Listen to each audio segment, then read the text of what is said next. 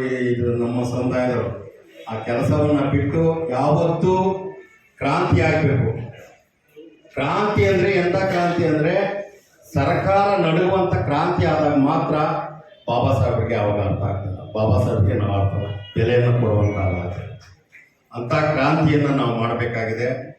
ಯಾಕೆಂದರೆ ವಿಚಾರಣಾ ಸಂಕೀರ್ಣ ಅಂದರೆ ಅದಕ್ಕೆ ಪೆನ್ನು ಪೇಪರ್ ಎತ್ಕೊಂಡು ಹೋಗ್ತಾ ಇದ್ವಿ, ಬರ್ಕೊಳ್ತಾ ಇದ್ರಿ, ಹಿರಿಯರು ಏನು ಮಾತಾಡ್ತಾರೆ ಅದನ್ನ ನೋಟ್ ಮಾಡ್ಕೊಳ್ತಾ ಇದ್ವಿ. ಅದನ್ನು ನಾವು ಕಲಿಬೇಕಾಗಿದೆ. ಅಧ್ಯಯನ ಶಿಬಿರಗಳು ಹೆಚ್ಚು ಆಗೋದ್ರ ಜೊತೆಗೆ ಯಾರು ವಿಚಾರ ಮಂಡಿಸ್ತಾನೋ ಅವನು ಕೂಡ ಆ ಸಭೆಗೆ ಗೊತ್ತಾಗಬಾರ್ದು ಇಂಥವನ್ನ ವಿಚಾರ ಮಂಡಿಸಕ್ಕೆ ಬರ್ತಾನೆ, ಆಗ ಮಾತ್ರ ಚಳುವಳಿ ಸಕ್ಸಸ್ ಆಗಲಿಕ್ಕೆ ಸಾಧ್ಯ. ಎಲ್ಲಿ ನನ್ನ ಹೆಸರಿಲ್ಲ ಹೋದ್ರೆ ನಮ್ಮ ಹೆಸರಿಲ್ಲ ಅಂದ್ರೆ ಹೇಳ್ತಾರೆ ನಾನು ಬರಲ್ಲ ಅಂತ ಅವಾಗ ಹೇಳ್ಬೇಕು ನಾವು, ನೀವು ಬರೆದಿದ್ರೆ ನಾವೇ ರೆಡಿ ಆಗಬೇಕಲ್ಲ ಅಂತ ತೀರ್ಮಾನಕ್ಕೆ ಬಂದಾಗ ಮಾತ್ರ ಬಾಬಾ ಸಾಹೇಬ್ ಅಂಬೇಡ್ಕರ್ ಅವರು ನಮ್ಮ ಜಾಗದಲ್ಲಿ ನಿಂತ್ಕೊಳ್ಳೋಕ್ಕೆ ಸಾಧ್ಯ. ಅವರು ಹೋರಾಟಕ್ಕೆ ಹೋಗ್ಬೇಕು, ಅದನ್ನು ಮಂಡಿಸ್ಬೇಕಂದಾಗ ಅದರಲ್ಲಿ ಕೆಲವು ಅಂಶಗಳನ್ನು ತೆಗೀರಿ ಅಂತಾರೆ. ಅಂಥ ಅಂಶಗಳನ್ನು ತೆಗೆಯೋದಾದ್ರೆ ನಾನು ಬರೋದೇ ಇಲ್ಲ ಅಂತಾರೆ. ಅಂಥ ತೀರ್ಮಾನವನ್ನು ನಾನು ತಗೊಳ್ಬೇಕಾಗಿದೆ. ಅಂಥ ತೀರ್ಮಾನಗಳನ್ನು ತಗೊಂಡಾಗ ಮಾತ್ರ ಇಲ್ಲಿ ಏನು ನಾವು ವಿಚಾರಣಾ ಸಂಖ್ಯೆಯನ್ನು ಮಾಡಿದ್ದೀರೋ ಭಾಳ ನೋವುಪಟ್ಟು ಹೋಗಿದ್ದಾರೆ ನಿಜವಾಗಲೂ.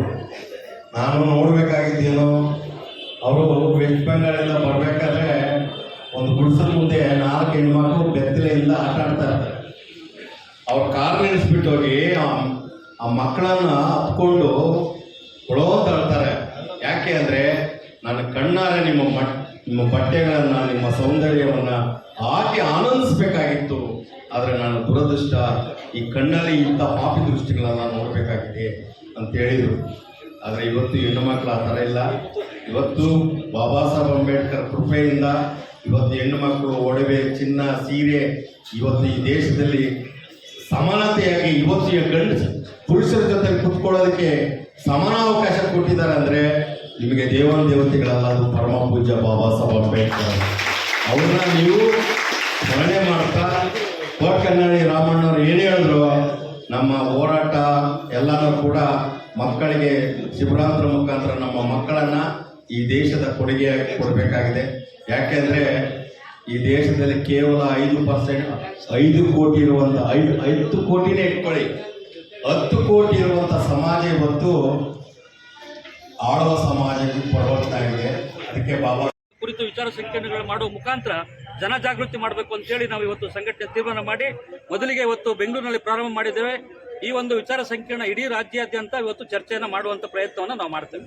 ಸರ್ ಅಧ್ಯಕ್ಷರೇ, ನೂತನವಾಗಿ ಸರ್ಕಾರ ರಚನೆ ಆಗಿದೆ, ಅದರಲ್ಲಿ ಸಮುದಾಯಕ್ಕೆ ತೃಪ್ತಿ ತಂದಿದೆ ಸರ್ ಸಚಿವ ಒಂದು ಖಂಡಿತವಾಗ್ಲೂ ಕಾಂಗ್ರೆಸ್ ಸರ್ಕಾರಕ್ಕೆ ಕಳೆದ ಚುನಾವಣೆಯಲ್ಲಿ ನಮ್ಮ ಎಲ್ಲ ದಲಿತ ಸಮುದಾಯದವರು ಸೇರಿ ನಮ್ಮೆಲ್ಲ ದಲಿತ ಸಂಘಟನೆಗಳು ಕೂಡ ಒಟ್ಟಾಗಿ ಬಿಜೆಪಿ ಪಕ್ಷವನ್ನು ದೂರ ಬಿಡಬೇಕು, ಕಾಂಗ್ರೆಸ್ ಅಧಿಕಾರಕ್ಕೆ ಬರಬೇಕು ಅಂತೇಳಿ ಆಸೆ ಇಟ್ಟು ನಾವು 90% ನಾವು ಕಾಂಗ್ರೆಸ್ ಪಕ್ಷಕ್ಕೆ ನಾವೆಲ್ಲರೂ ಕೂಡ ಮತವನ್ನು ಹಾಕಿದ್ವಿ. ಆದರೆ ಕಾಂಗ್ರೆಸ್ ಪಕ್ಷ ಕೂಡ ಅಷ್ಟೇ ನಮ್ಮಿಂದ ಮತವನ್ನು ಗಳಿಸ್ಕೊಂಡು ಅಧಿಕಾರಕ್ಕೆ ಬಂದಂಥ ಪಕ್ಷ ಇವತ್ತು ನಮಗೆ ಮುಖ್ಯಮಂತ್ರಿ ಸ್ಥಾನ ಕೊಡ್ತೀವಿ ಅಂತ ಹೇಳಿದ್ರು, ಮುಖ್ಯಮಂತ್ರಿ ಕೂಡ ಕೊಟ್ಟಿಲ್ಲ, ಒಂದು ಒಳ್ಳೆ ಮಂತ್ರಿ ಹುದ್ದೆನೂ ಕೂಡ ಕೊಟ್ಟಿಲ್ಲ. ಕಾಂಗ್ರೆಸ್ ಸರ್ಕಾರ ಕೂಡ ನಮಗೆ ಇವತ್ತು ಅನ್ಯಾಯವನ್ನು ಮಾಡ್ತಾ ಇದೆ. ನಾನು ಒತ್ತಾಯ ಮಾಡ್ತಾ ಇದ್ದೇನೆ, ಇನ್ನೂ ಹೆಚ್ಚಿನ ರೀತಿಯಲ್ಲಿ ನಮ್ಮ ದಲಿತ ಸಮುದಾಯದ ಶಾಸಕರುಗಳಿಗೆ ಮಂತ್ರಿನ ಕೊಡಬೇಕು ಅಂತೇಳಿ ನಾನು ಹೈಕಮಾಂಡಲ್ಲಿ ಮತ್ತು ರಾಜ್ಯ ಸಿದ್ದರಾಮಯ್ಯ ಸಾಹೇಬರು ಇರ್ಬೋದು, ಡಿ.ಕೆ. ಶಿವಕುಮಾರ್ ಮುಖ್ಯಮಂತ್ರಿಗಳಾದ ಡಿ.ಕೆ. ಶಿವಕುಮಾರ್ ಸಾಹೇಬರಲ್ಲಿ ನಾವು ಒತ್ತಾಯವನ್ನು ಮಾಡ್ತೇವೆ. ಕಡೆ ಪ್ರಶ್ನೆ ಅಧ್ಯಕ್ಷ, ದಲಿತ ಸಂಘಟನೆಗಳು ಒಗ್ಗಟ್ಟಾದರೆ ಬಲ ಬರುತ್ತೆ, ಇನ್ನೂ ಹೆಚ್ಚಾಗುತ್ತೆ, ಅವಾಗ ಸರ್ಕಾರಕ್ಕೆ ಮಣಿಸ್ಬೋದು ಅಂತ ಅನ್ಸಲ್ವಾ?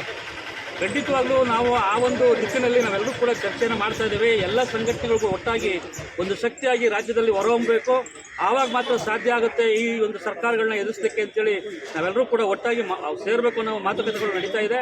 ನಾವೆಲ್ಲ ಸಂಘಟನೆಗಳು ಒಟ್ಟಾಗಿ ಮುಂದಿನ ದಿನಗಳಲ್ಲಿ ಒಂದು ವೇದಿಕೆಗೆ ಬಂದು ಒಂದು ಹೋರಾಟವನ್ನು ದೊಡ್ಡ ಪ್ರಮಾಣದಲ್ಲಿ ಮಾಡ್ತಕ್ಕಂಥ ಪ್ರಯತ್ನವನ್ನು ನಾವು ಮಾಡ್ತೇವೆ. ಸರ್, ಒಟ್ಟಾರೆ ಕಡೆಯದಾಗಿ ಇವತ್ತಿನ ಅಂತಿಮ ತೀರ್ಮಾನ ಯಾವ ರೀತಿ ಕೈಗೊಂಡ್ರೆ ಅದ್ರ ಬಗ್ಗೆ ಹೇಳಿ ಸರ್. ಈ ಒಂದು ವಿಚಾರ ಸಂಕಿರಣದಲ್ಲಿ ನಮ್ಮ ಕೋಟಕನ್ನಳ್ಳಿ ರಾಮಯ್ಯನವರು ಕೂಡ ವಿಚಾರವನ್ನು ಮಂಡಿಸಿದರು, ನಮ್ಮ ಸಿ ನಾರಾಯಣ ಅವರು ಕೂಡ ವಿಚಾರವನ್ನು ಮಂಡಿಸಿದ್ದಾರೆ, ನಮ್ಮ ಸಂಘಟನೆಯ ಎಲ್ಲ ಸಿ ರಾವಣ ಅವರು ಕೂಡ ವಿಚಾರವನ್ನು ಮಂಡಿಸಿದ್ದಾರೆ, ನಮ್ಮ ಸಂಘಟನೆಯ ಎಲ್ಲ ಪದಾಧಿಕಾರಿಗಳು ಕೂಡ ಮಾತನಾಡಿದ್ದು ಚರ್ಚೆ ಆಗಿದೆ. ನಾವೆಲ್ಲರೂ ಕೂಡ ಇವತ್ತು ಸರ್ಕಾರಕ್ಕೆ ಎಚ್ಚರಿಕೆಯನ್ನು ಕೊಡ್ತಾ ಇದ್ದೇವೆ. ಮುಂದಿನ ದಿನಗಳಲ್ಲಿ ನಮ್ಮ ದಲಿತರ ಬಗ್ಗೆ ಸರಿಯಾದ ರೀತಿಯಲ್ಲಿ ನೀವು ಎಚ್ಚರವನ್ನು ವಹಿಸಿಲ್ಲ ಅಂತ ಹೇಳಿದ್ರೆ ನಮ್ಮ ದಲಿತರಿಗೆ ಸರಿಯಾದ ಸ್ಥಾನಮಾನ ಕೊಟ್ಟಿಲ್ಲ ಅಂತ ಹೇಳಿದ್ರೆ ಮುಂಬರುವ ಚುನಾವಣೆಯಲ್ಲಿ ನಿಮಗೆ ತಕ್ಕ ಪಾಠವನ್ನು ಕಲಿಸ್ತೀವಿ ಅಂತೇಳಿ ಕಾಂಗ್ರೆಸ್ ಪಕ್ಷದ ಹೈಕಮಾಂಡ್ಗೆ ನಾನು ಈ ಮುಖಾಂತರ ತಿಳಿಸಲಿಕ್ಕೆ ಪ್ರಯತ್ನವನ್ನು ಮಾಡ್ತೀನಿ. ತಮ್ಮ ಪರಿಚಯ ಸರ್. ಹೈಕಮಾಂಡ್ ತಮ್ಮ ಪರಿಚಯ ಮಾತ್ರ ಸರ್. ಇಲ್ಲ, ರಾಜ್ಯ ಸರ್ಕಾರಕ್ಕೂ ಏನಾದ್ರು ಸೂಚನೆ ಕೊಡ್ತೀರಾ? ರಾಜ್ಯ ಸರ್ಕಾರಕ್ಕೆ ಮತ್ತು ರಾಜ್ಯ ಸರ್ಕಾರದ ಆಳ್ತಕ್ಕಂಥ ಎಲ್ಲ ಮುಖ್ಯಮಂತ್ರಿ ಇರ್ಬೋದು, ರಾಜ್ಯದ ಅಧ್ಯಕ್ಷರು ಇರ್ಬೋದು, ಮತ್ತೆ ಮಾಜಿ ಮುಖ್ಯಮಂತ್ರಿ ಸಿದ್ದರಾಮಯ್ಯ ಸಾಹೇಬರು ಕೂಡ ನಾನು ಹೇಳ್ತೇನೆ. ಸರ್, ನನ್ನ ಹೆಸರು ಕೆಂಪಯ್ಯ ಸಾಗಿ ಅಂತೇಳಿ DSS ರಾಜ್ಯ ಸಂಘಟನಾ ಸಂಚಾಲಕರು.